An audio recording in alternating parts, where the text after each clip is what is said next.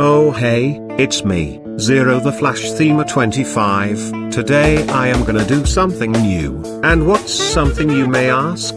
Well, it is because I am doing a creepypasta reading. Yes, I am doing, since the trend is now getting some resurgence through to the 20s, so I decided to do one. And the name of the creepypasta is called Alex's Carousel. A story of a young boy disappearing who is the younger brother of the protagonist of this story. Anyways, enjoy this reading.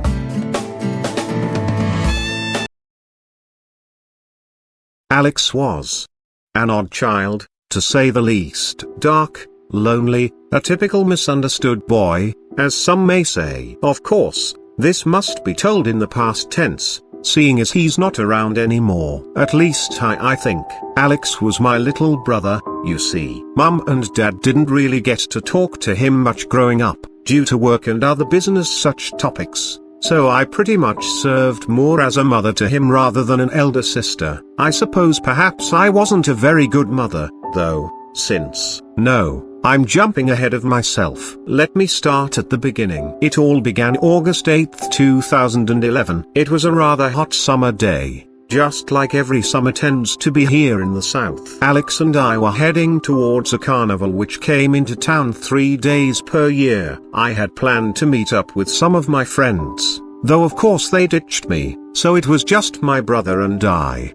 As you can imagine, Alex was in this odd state of an emotionless pout, making sure it was obvious just how much he hated being out and about, especially in this kind of heat. It was his own fault though, dressing in so many dark colors like that. Anyway, as the carnival began to come into sight, for whatever reason this time, it seemed a little off. No one was there, other than a few workers standing boredly by the different rides and concession stands. I told my brother that since no one else was around, that he wouldn't need to worry about being kidnapped or some bullcrap like that, not that some stranger would be brave enough to take him home anyway. God knows what he does locked up in his room all day. So, I went off to go see what was in the shops and get a little something to eat before testing out some rides. Alex just stayed in that exact spot where I had left him. I figured this was just some protest brought on by taking him here in the first place. It's not like I was about to leave him home alone or something. He could trash the house or even commit a murder. Knowing him, how could I possibly explain that to the cops,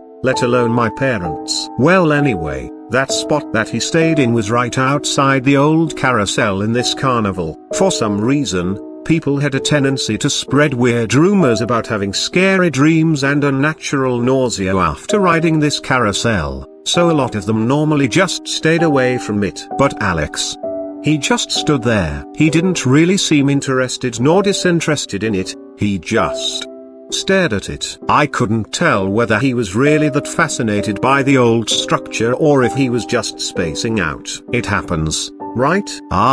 Who knows? I remember then, he turned towards the one who controlled the ride and mumbled something to him. I presumed that he ordered for the gate to be unlocked. I guess the worker didn't put up any protest or anything, because he did so right away and let my brother in. Alex circled around to the very back side of the carousel, to the point that I couldn't see him from the shop window anymore, and the ride started up. But when the ride came to the point I imagined he had found to play on, he just wasn't there. He just disappeared. I had no idea where he could have gone to, but I didn't like this idea. I reluctantly left the cool air conditioning in the shop to go and watch closer. You know how in some older carousels, you can see the actual organ which plays the music, and that can normally open up as a door to the inside of it? Well, I then noticed that this door was open. I looked over to the worker to request that he stop the ride so I could make sure he was safe. But I was shocked to see he was missing too, as though he had just left the ride unoccupied. Even so, I realized it was moving faster than a normal carousel should, and the speed continued to gradually increase, as did the music. I could hear the creaking of the old wood, The way the ride sounded as though it could collapse at any moment. And by then, I knew that no one could possibly survive this ride without having their neck snapped by the momentum. There was an odd atmosphere swarming in then. It seemed as dark storm clouds were rolling in out of nowhere, that the winds were picking up to an almost stereotypical horror movie scene. And the carousel keep turning. And the carousel keep turning. I could vaguely hear little screams from the inside,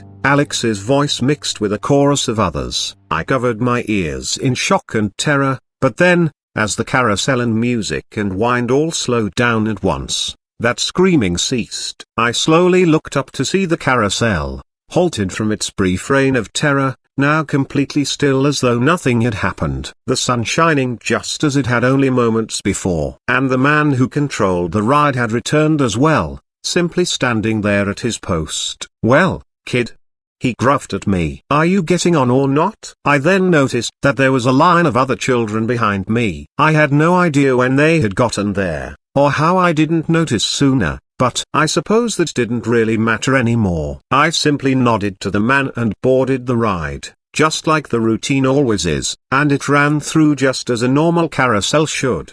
But I noticed the kid in front of me. He had messy black hair and wore a black and white striped shirt, just as Alex did, though his arms were too different. Much thinner, more anorexic looking. I knew it couldn't be him because of that. Anyway, like I said, the ride ran through normally without any change. So, figuring that I would never see my brother again, if he ever actually existed in the first place, I just started going home. Who knows, maybe I had imagined the whole thing. Maybe I got heat stroke and passed out, dreaming that up and believing it was real. Yes, that's right. I had gone out with my friends just like I had planned and passed out. But when I returned home, the house was completely empty. I tried to shake off the memory, just like any normal kid would do. I mean, what could I do about anything? I was scared, yeah, but it was done. The next day, a newspaper was thrown up against my door. And without having someone to keep checking up on every 5 minutes, I figured why not. So that was when I read the newspaper for the first time in my life. There was an article about how the carnival was closed down that day. There was a body found on the inside of the carousel, the body of a young boy who could not be identified due to being horribly skewered by the machinery. But it was said to be obvious that his arms were the first to go. The skin had apparently been torn away, leaving nothing but the blood and muscle and bone. It was Alex. I had seen Alex post-mortem. Those skinny, anorexic-looking arms. It was all him. It was all real. I didn't just imagine it. But what about those other screams that I heard along with him?